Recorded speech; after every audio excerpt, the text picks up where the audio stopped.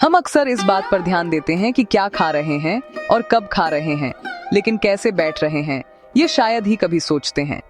यहाँ जानिए, क्या गलत बैठने की पोजीशन से डाइजेशन पर असर पड़ता है।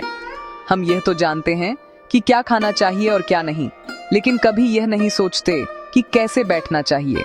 आज के डिजिटल युग में जहां ज्यादातर लोग घंटों लैपटॉप या मोबाइल स्क्रीन के सामने झुके रहते हैं, वहीं एक अनदेखी आदत धीरे धीरे हमारे स्वास्थ्य को भीतर से नुकसान पहुंचा रही है।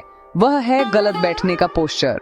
सोचिए, अगर केवल आपकी बैठने की पोजीशन यह तय करे कि आपका खाना कितनी अच्छी तरह पचेगा, तो क्या आप अब भी उसी तरह झुककर बैठेंगे?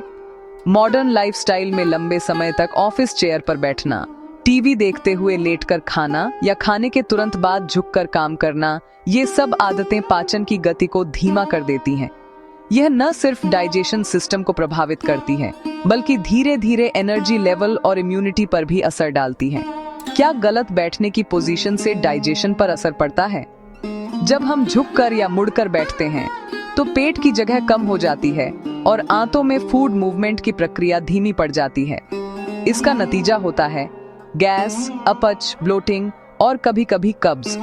लंबे समय तक झुककर बैठना डायाफ्राम की मूवमेंट को भी रोक देता है, जिससे पेट में मौजूद हवा और गैस का सही निकास नहीं हो पाता।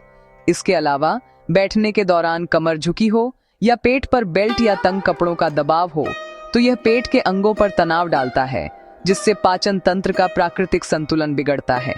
इसके अलावा बैठने के दौरान कमर झुकी हो या पेट पर बेल्ट या तंग कपड़ों का दबाव हो, तो यह पेट के अंगों पर तनाव डालता है, जिससे पाचन तंत्र का प्राकृतिक संतुलन बिगड़ता है। भोजन के बाद बैठने का सही तरीका: भोजन के बाद लगभग 10-15 मिनट तक रीढ़ को सीधा रखकर बैठने से पेट में पाचक रसों का संचार ठीक रहता है।